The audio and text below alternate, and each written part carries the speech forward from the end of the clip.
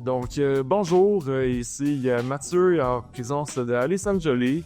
On a justement, il y a mon employeur ici. On va parler de l'inclusion avec Jérôme Café, cofondateur Samuel Beaupré. Salut!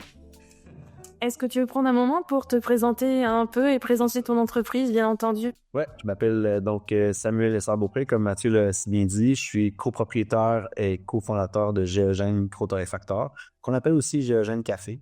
On a fondé Géogène en marge de mon premier commerce qui s'appelait Le Tassé en 2010-ish. 2015 pour Géogène, 2010 pour Le Tassé. Aujourd'hui, on a quelques succursales, 4 pour être plus précis, une trentaine d'employés, dont Mathieu qui est un employé inclus dans notre belle entreprise, notre belle famille de Bernache. Et est-ce que vous avez une mission particulière dans votre entreprise? En fait, c'est que la mission se précise toujours, on y repense, on la revoit. Depuis le début, c'est la démocratisation de l'éducation concernant le café de spécialité. Plus largement, c'est l'accueil aussi de la clientèle dans ce vaste univers-là, mais l'accueil aussi des gens dans nos succursales. Puis ultimement, l'attitude accueillante, on l'embrasse, puis on l'utilise aussi avec nos employés, nos fournisseurs, nos collègues, tout acabit. Voilà. Ça fait une introduction par rapport à ma question. Pourquoi l'inclusion est essentielle dans ton entreprise? En fait, c'est ça. L'accueil, c'est une valeur chez nous, la qualité de l'accueil. Puis l'accueil, c'est pas simplement de dire bonjour, c'est une posture, c'est une façon de traiter les gens en général. Donc, être accueillant avec la clientèle avant tout, ça veut dire les prendre comme ils sont, en fait, comme ils sont dans la vie, démographiquement, comme ils sont, peu importe la culture, peu importe du contexte social, économique, duquel ils proviennent, dans lequel ils vivent. Donc, avec la clientèle, oui, on est accueillant, mais l'attitude vis-à-vis des employés, c'est de les accueillir aussi comme ils sont dans leur typicité ou dans leur atypicité. Donc, c'est pour ça que c'est juste logique, en fait, d'être aussi dans l'accueil avec nos employés, avec les situations de la vie. C'est vraiment une attitude, l'accueil. C'est plus qu'une façon d'agir ou un moment. Et toi, Mathieu, justement, dans ton emploi, quelles pratiques sont inclusives avec Géogène? Je me souviens d'un moment où est-ce que j'étais toujours sur mon téléphone. À un moment donné, on a essayé de mettre une boîte. Ça n'a pas fonctionné, mais ça a fonctionné pendant un petit bout. Après, j'ai décidé du jour au lendemain de demander à Guillaume, justement, c'est une décision qui s'est prise à deux. On a décidé ensemble que j'allais plus apporter mon téléphone au travail. Est-ce qu'il n'y aurait pas l'aménagement de l'espace, des fois, quand tu as des surcharges sensorielles, des exemples comme ça, en fait? Oui, effectivement, Alison, merci beaucoup. Ce que je peux dire chez Géogène, c'est que j'ai droit à une pause sensorielle quand que ça va un petit peu trop mal pour mes oreilles, une surcharge dont il y a l'hypersensibilité. En fait, c'est ça. Il y a quand même beaucoup de bruit, beaucoup de monde, beaucoup de va-et-vient, beaucoup de trafic. Puis Mathieu s'installe souvent pour travailler, mettons, dans la salle principale où est-ce qu'on accueille les gens entrent. Mais il peut en fait descendre au rez-de-chaussée, descendre au sous-sol pour faire son travail quand justement il est en surcharge sensorielle. Au-delà de ça, au niveau des aménagements, pour que Mathieu saisisse bien les choses à faire, il puisse les faire de façon confortable, il a fallu qu'on réfléchisse, parce qu'on avait déjà réfléchi les protocoles, tout ça, mais qu'on les rende encore plus simples. Puis, en fait, on m'a déjà posé cette question-là, puis en tout cas, j'ai déjà adressé cette question-là, puis ce qui est cool avec tout ça, c'est qu'on fait ces aménagements-là ou ces compromis-là, si on veut, ou en tout cas ces ajustements-là pour Mathieu, et on les fait en même temps pour tous les employés. Donc, quand c'est le temps de réfléchir justement un protocole ou une procédure, on la réduit à sa plus simple expression. Ça devient simple aussi pour les employés neurotypiques. Donc, on gagne vraiment en efficacité pas en efficience. Donc, c'est certain que ça, c'était pas un avantage qu'on imaginait, mais on s'en rend compte avec le temps, c'est que on doit, pour que ça convienne à Mathieu, repenser souvent les protocoles puis les procédures dans notre entreprise. Puis même à mesure que ça grandit, c'est un avantage aussi parce qu'il y a moins d'erreurs de la part et de Mathieu et des autres employés. Oui, moi, pardon, Alison, vous dites? Ben, je voulais préciser, pour répondre aux besoins spécifiques de Mathieu, est-ce qu'il y a eu des formations mises en place, justement? Guillaume qui est mon associé dans cette aventure, qui est aussi le cofondateur, c'est vraiment son projet initialement, Géogène, donc. Guillaume, c'est le répondant de Mathieu. C'est son patron immédiat. Donc, c'est vraiment Guillaume qui l'accompagne à tous les jours quand Mathieu est au travail. Donc, Guillaume en fait des formations qui est en lien aussi avec un organisme qui l'aide en fait un peu à améliorer un peu ses interventions, par exemple, ou l'approche qu'il préconise ou qu'il prend avec Mathieu. Donc oui, nous, justement, ça vient aussi avec le concept d'inclure quelqu'un. On veut devenir meilleur pour le faire de mieux en mieux, ultimement. Puis c'est pas exclu qu'on le fasse avec d'autres dans un contexte de plateau de travail, peut-être au moment où est-ce que la production va grossir encore ou va déménager. Fait on est vraiment aligné là-dedans, puis on y croit sincèrement. Mais oui, il y a des formations qui sont faites, puis il va y avoir de la formation continue. Ouais, c'est sûr que ça se fait pas le jour au lendemain aussi. C'est pas fait du jour au lendemain, ouais. Ben, c'est juste que, tu sais, en général, quand tu es entrepreneur, souvent, en fait, on se remet en question sans cesse là, par rapport à notre projet, mais par rapport aussi à ce qu'on fait puis à comment on le fait. Donc, c'est certain que naturellement, que Mathieu soit là ou pas, on l'aurait fait, mais là, on le fait encore ou différemment du fait d'avoir Mathieu dans l'équipe. Puis aussi du fait de considérer l'idée de peut-être justement organiser la production un jour en période de travail, c'est-à-dire pour ce qui est des tâches que toi, Mathieu, tu fais au quotidien, mais que tu arrives à faire seul. Évidemment que si le volume de production double, triple, quadruple, quintuple, on est tendu chez Géogène, ben Mathieu ne pourra plus le faire tout seul. Peut-être sur une machine, mais même encore là, je pense qu'à un moment donné, ça va prendre des bras supplémentaires. Donc oui, c'est quelque chose d'important, puis c'est quelque chose qu'on travaille tranquillement. Puis je pense peut-être que Mathieu, tu pourrais en témoigner, mais on est toujours meilleur. Oui, toujours meilleur, un jour à la fois. Et je sais que, parlant de neuro et à diversité, on embauche, t'as embauché une personne avec un TDAH? Ben, en fait, on est tous, moi je suis moi-même, en fait, j'ai pas un diagnostic formel, mais on a déjà investigué là-dessus. Là. Tu sais, je pense qu'il y a beaucoup d'entrepreneurs qui ont des traits ou en tout cas une certaine neuroatypicité là, par rapport à l'énergie, par rapport à la vitesse à laquelle le cerveau va. Tu sais. Ça prend un peu ça pour défoncer les portes, pour mener de front plusieurs projets à la fois. Ça c'est moi.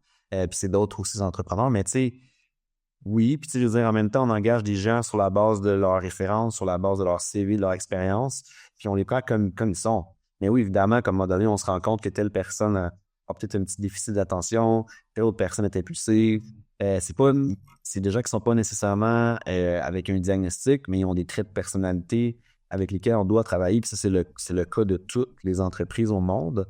Donc, sur cette base-là, tu sais, si on adapte un peu notre approche avec les employés neurotypiques, pourquoi ne pas adapter notre approche avec un bassin d'employés neuroatypiques? Wow. Moi, c'est très bien dit. Je comprends pourquoi est-ce que j'admire beaucoup Sam. Il est un très bon orateur, Sam. C'est gentil. Mais ouais, j'ai quelques questions pour toi. C'est quoi les défis, les apprentissages que tu as vécu à travers mon embauche, puis disons embauche? Ben, tu sais, moi, à la base, tu sais, je veux dire, ça remonte à ma petite enfance. On s'entend, mes parents, moi, ils ont fondé puis ils ont géré un CPE, un centre de la petite enfance, pendant 35 ans à peu près. Puis, il y avait vraiment un programme d'inclusion ou d'intégration des enfants à besoins particuliers. Il y a des enfants qui étaient handicapés moteurs, d'autres qui avaient des handicaps mentaux, qui avaient des retards, tout ça. Puis moi, j'ai côtoyé des gens différents depuis que je suis tout petit. Donc, mon ouverture, en fait, aux gens différents était déjà là. Après ça, bon, j'ai eu mon premier commerce dans un quartier un peu stigmatisé de la ville. Donc, j'accueillais toutes sortes de gens. Des gens qui n'étaient pas nécessairement bien accueillis ailleurs, mais moi, je m'étais juré d'accueillir tout le monde de la même façon. Déjà, dans notre approche du café, des fois, on est un peu... on discrimine un peu les gens par le prix. Tu sais, c'est un café haut de gamme, mais c'est un peu cher. Donc, nécessairement, si les gens font le choix, riches ou pas, de venir chez nous, mais on veut les prendre comme ils sont pour les accueillir comme des rois. Tu sais, c'est un peu l'approche. Après ça, c'est certain que la façon comme Mathieu et moi on s'est rencontrés, moi, je suis passé vraiment rapidement par-dessus le fait que Mathieu était différent. Moi, j'ai tout de suite vu les qualités qu'il présentait par rapport à son côté fonceur puis entrepreneur, puis ça m'a vraiment rejoint dès lors. Fait que sur cette base-là, je veux dire, j'ai toujours été ouvert. Puis quand Mathieu est arrivé chez nous, j'ai comme fait « let's go », c'est pourquoi pas. Puis j'ai déjà dit dans d'autres entrevues, mais c'était une époque aussi où est-ce que j'avais à l'inverse des employés neurotypiques qui avaient des défis opposés de ponctualité, de dévouement, fait que j'avais envie de ça. Puis à cette époque-là, je me disais, je pourrais avoir quelques Mathieu dans l'équipe, qui sont juste contents d'avoir la chance de travailler chez nous, qui nous le font sentir. Un moment donné, quand t'es entrepreneur, c'est un peu ça la paye aussi. Je sais pas si ça répond à la question. J'ai fait Ça répond, mais tu sais, ça pas dans le cœur, là. Bon, mais en même temps, ça a toujours été ça mon discours. Puis tu sais, je crois sincèrement. Puis j'en ai affaire aussi pour les relations puis les gens avec qui je travaille. C'est un des luxes qu'on a aussi de choisir avec qui on travaille puis comment on fait les choses. Moi, c'est ce que je préfère de mon statut d'entrepreneur puis d'avoir cette espèce de lassitude-là. Après ça, ben il y a d'autres défis, évidemment, tu sais, parce que, tu sais, par exemple, accompagner Mathieu, ça prend du temps, tu sais.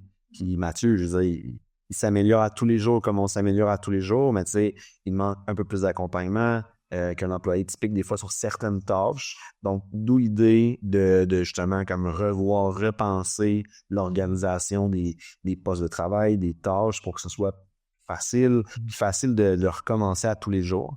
Fait que non, c'est ça, c'est quelque chose en quoi je crois sincèrement. Puis je pense que les entrepreneurs ont comme une espèce de réserve. Puis là, je reviens un peu au début de la réponse à la longue réponse à ma question.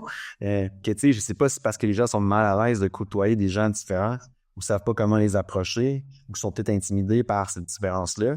Mais je pense qu'un peu comme le café de spécialité, le café funky, là, c'est une fois que tu t'apprivoises les premières la première gorgée, ou bien si t'apprivoises les premières rencontres, ben tu passes par-dessus cette différence-là, puis tu vois tout le positif et le potentiel que les gens comme Mathieu ont en fait pour ton entreprise. Qui dit café funky aussi. Un gars funky qui aime le café funky, c'est juste logique. Mathieu, est-ce qu'on pourrait dire que tu as un certain bien-être à travailler à Géogère? Oui, je me sens choyé de travailler là. Mon bien-être, il est au-dessus, il est plus que parfait.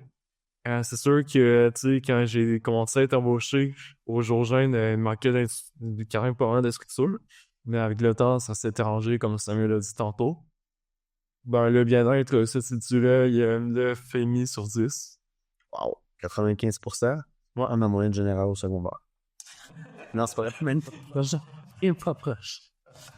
Et est-ce qu'on pourrait dire que justement, il est beaucoup plus productif vu qu'il se sent bien dans l'entreprise et qu'il y a un engagement qui s'est créé à Géogène, en fait? Ben, Mathieu qui me disait au début qu'il avait hâte que la fin de semaine finisse pour venir travailler chez nous, tu sais. J'étais comme, tu sais, tu peux faire aussi d'autres choses, mais je comprends ce qu'il veut dire, c'est que, tu sais, chez nous, il y a une certaine reconnaissance du travail qu'il fait. C'est une famille, là, pour vrai. Puis, tu sais, mettons, nous, au-delà de, mettons, la relation qu'on installe avec Mathieu, puis l'approche qu'on a avec les employés neuroatypiques, ben, on veut vraiment faire en sorte que les gens se sentent bien. Tous les gens se sentent bien, puis que les gens aient une perspective à long terme chez nous, qu'ils voient la possibilité de faire une carrière chez nous. Si, mettons, nous, on veut que les gens voient les options d'avancement, de changer de département, de flexibilité, d'augmentation des heures de travail, des diminutions, tu sais, que ce soit vraiment une entreprise dans laquelle ils s'imaginent croître comme personne, mais comme employé, comme humain, finalement, tu sais, puis c'est, mettons, moi, c'est pour ça que je mets beaucoup d'énergie dans tout ce qui est relations humaines au sein de mon entreprise, qui est aussi après ça à l'extérieur avec la clientèle, avec le partenaire. Pour moi, c'est ça la valeur que ça a, tout ce que je fais, en fait. Puis ultimement, on s'achète un petit peu la paix aussi quand les gens sont bien puis qu'on personnalise l'approche. Là, on s'évite de la rotation de personnel. Puis, tu sais, on l'apprend avec les années, mais je veux dire, il y a des gens qui se vendent très bien en entrevue, puis finalement, c'est décevant. Fait que de cette base-là, moi, je suis comme, on t'engage, tu viens chez nous, tu sais, il faut que les gens sachent que la porte est toujours ouverte à une discussion, que tout doit se dire, peut se dire et doit se dire, qu'il y a un contexte pour le faire, il y a des gens à qui adresser les choses, il y a une hiérarchie au niveau des communications. Ça, c'est une partie. L'organigramme, mais tu sais, même il y a l'organigramme, il y a aussi la hiérarchie des communications qui n'est pas tout le temps exactement l'organigramme, mais tu sais, qu'est-ce qu'on dit quand, puis à qui. Ça, pour Mathieu, je pense que c'est quelque chose qui a été compliqué à comprendre. Puis même, tu sais, plein de monde, c'est compliqué, puis il faut être discipliné, nous autres aussi, quand on reçoit quelque chose qui nous appartient pas, on doit rediriger vers la bonne personne. Puis moi, qui n'est pas une personne très disciplinée, je commence à être capable de faire, ben ça, ce que tu me dis là, je l'entends, mais c'est à ton gérant, donc il faut que tu l'adresses. Si tu n'arrives pas à y parler, ben tu vas voir la personne au RH. Tu sais, Mathieu il est quand même arrivé, c'est un des plus vieux employés de la compagnie, si c'est pas le plus vieux. Et c'est la fille du boss. Ah, la fille du boss, c'est Moi. fun. Mais tu sais, c'est comme Mathieu, c'est un des plus anciens employés, fait qu'il a vécu quand même ces changements-là, puis il l'a dit, tu sais, dans une start-up, des fois, tu manques de structure, mais moi, personnellement, étant un entrepreneur pur, ben souvent, je prends des opportunités avant de les organiser. Fait qu'il y a des gens qui font les frais de ça, puis tu sais, Mathieu, finalement, même si parfois les personnes autistes ont des rigidités au niveau, justement, où cherchent une sécurité en ce qui a trait à la structure, Mathieu a quand même réussi à naviguer là-dedans sans être trop... sans se sentir trop, on dit overwhelmed, là, de se sentir trop comme surstimulé, par exemple. Fait que, tu sais, bravo, là, je veux dire, c'était pas évident pour une personne neurotypique. Fait que pour une personne neuroatypique, c'était pas évident non plus de passer à travers ça. Puis on le fait, là, on le fait ensemble. Ouais, let's do it. Let's go together. Let's together. Et Mathieu, justement, si après tous ces beaux commentaires, est-ce que tu pourrais nommer un événement marquant qui a pu valoriser soit Géogène, soit toi en tant que personne neurodivergente? Eh bien, quand que j'ai commencé mon projet, il y a des entreprises atypiques, dans le fond, mettre en lumière les commerces locaux de mon quartier, eh bien, c'est quand que Pascal a mis une chaise dehors parce qu'il y avait un espèce de règlement où est-ce qu'on pouvait pas rentrer à l'intérieur des restaurants, des cafés pour s'installer. Là, ouais, c'est ça. Il a mis une chaise dehors, Pascal, puis tu peux prendre ton café là. C'est vraiment marquant. Moi, sincèrement, il y a des plus marquants. Tu peux t'asseoir, mais dehors, était dit ça. Non, mais en fait, c'est blague. tu peux t'asseoir, tu peux t'asseoir. C'est vrai qu'on est passé à la COVID aussi, c'est comme une passe. C'était comme un moment difficile en général Encore une fois, tu sais, c'est difficile pour tout le monde, mais tu sais, justement, la structure changeait, les règlements changeaient, donc tu sais, il fallait comme savoir s'adapter. Mais oui, tu sais, nous autres, c'est comme Mathieu, on a apprécié tout de suite son intensité. Il a fallu qu'on l'apprivoise un peu, mais on est mort sur sa spontanéité. C'est ça. Moi, je suis une personne intense puis assez spontanée, donc j'ai compris tout de suite, tu sais. Fait que, mais oui, c'est ça. Puis après ça, évidemment, qu'on a voulu l'accommoder comme on le fait avec plein de gens, tu sais. On essaye justement que je sois plus rigoureux dans mes choses. Que j'essaie de réguler mon spontanéité.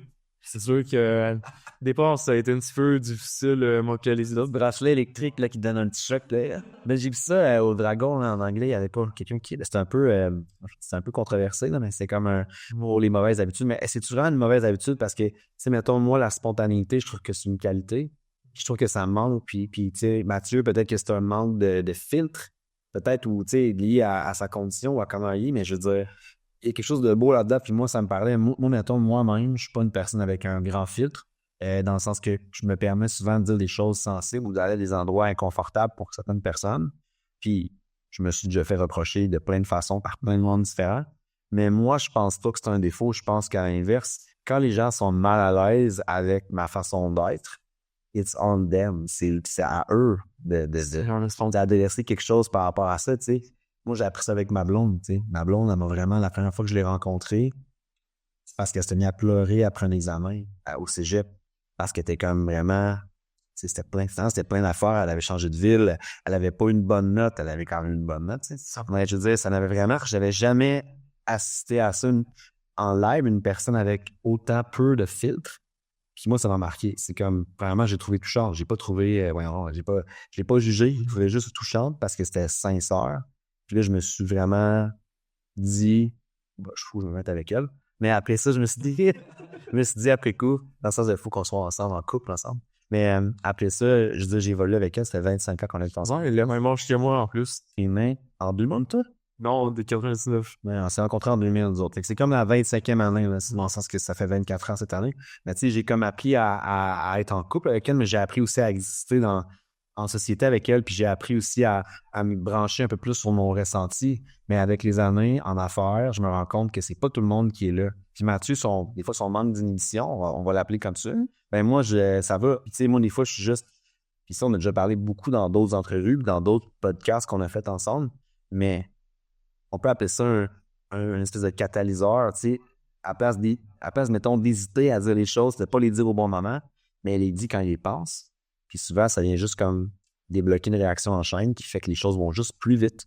Puis moi, ça me parle parce que moi, j'ai un rythme élevé, comme tu peux peut-être entendre, toi, à la maison. Ouais, mais tu sais, je veux dire, les auditeurs qui nous écoutent présentement, ils peuvent être aussi d'accord avec le fait que je plante une graine une graine puis que les gens peuvent semer.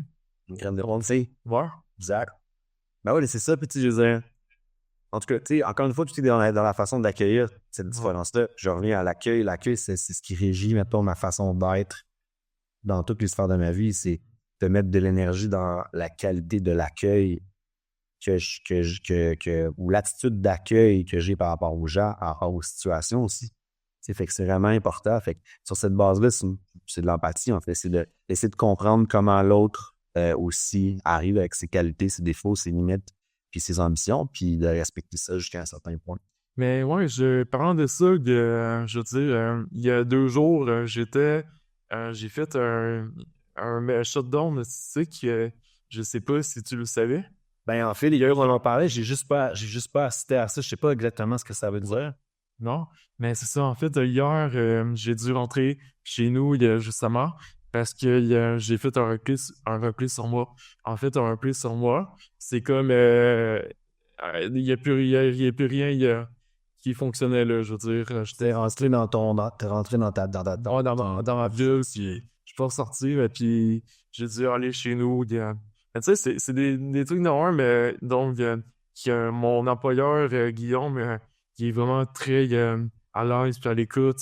Ben, c'est ça qui est cool. Ben, c'est parce que, tu sais, à la fin, c'est que moi, ça me rappelle aussi dans le temps que j'avais mon premier commerce, il y avait une employée qui avait une entreprise saisonnière, puis à chaque printemps, moi, je la libérais assez fort parce qu'on ne peut pas la payer à pas travailler chez nous. Mais tu sais, quand même, je me réorganisais pour lui permettre d'aller faire son 3 mois. Elle avait une cabane à sucre. D'ailleurs, elle est la propriétaire aujourd'hui, elle a racheté. Mais tu sais, je lui permettais ça. Mais c'est ça qui a fait qu'il est resté avec moi pendant 7 ans.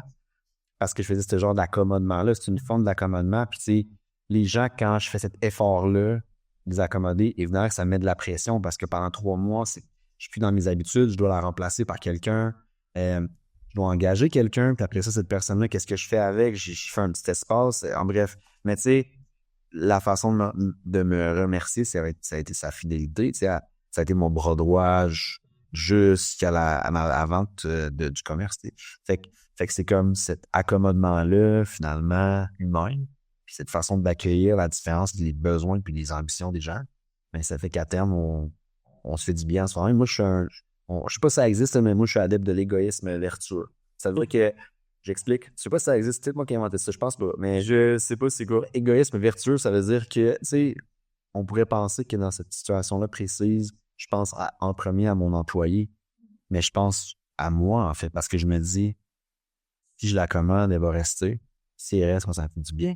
Ça lui fait du bien aussi, donc égoïsme vertueux. Je pense à moi, mais je pense aux autres aussi, par défaut. Tout le monde est content. Fait que c'est pas de l'égoïsme pur, c'est de l'égoïsme qui fait du bien aussi, mais il faut tout le temps, tu sais, à la fin, qu'on réfléchisse à ce qui nous fait du bien.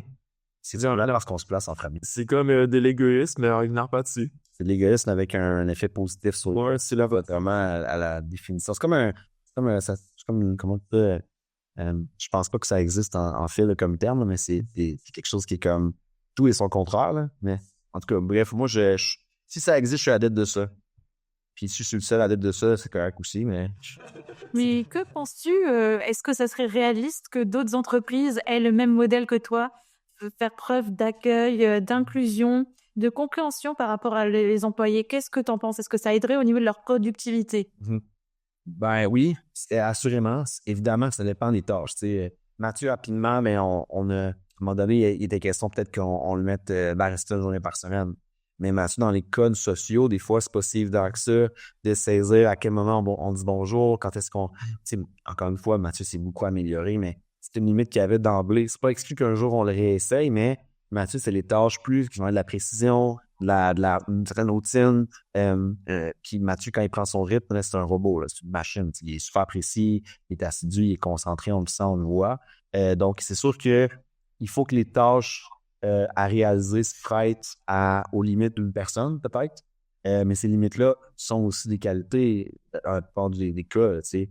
Il n'y a pas grand monde qui réussirait à emballer du café. Pour vrai, je sais pas, j'ai pas besoin de n'importe quoi, mais à mon avis, au volume qu'on a, il y a bien des torréfacteurs qui ont des machines pour le faire. Nous, on le fait à la main avec Mathieu. J'ai une question pour toi, Sam, concernant ça. Est-ce que tu penses que un niveau répétitif, tâche répétitive, je serais bon de faire des lattés dans un rush comme à juste ça de ma vie, là? Ben, peut-être, c'est juste que, tu sais, encore une fois, c'est qu'il y a tellement de...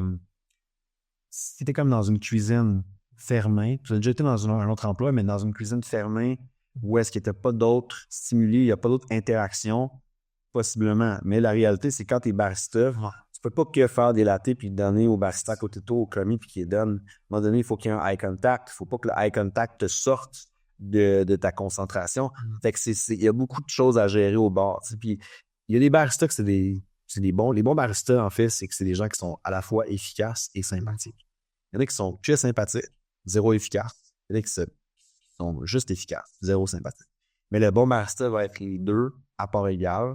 Des fois efficace quand il lit le client. Ça, c'est autre affaire. Comme je disais, un bon barista, lui, il sait lire le client. Si le client a besoin qu'on le serve rapidement ou il a besoin qu'on lui explique la provenance précise des grains, tu sais. Puis ça, c'est une subtilité dans l'approche client qui est déjà pas donnée à tout le monde. Peut-être encore moins une personne qui lit mal les signes, tu sais, au niveau social. Ben oui, tout est possible, mais encore une fois, quand je pourrais répondre à ta question, dépendamment des tâches à réaliser, mais oui, évidemment.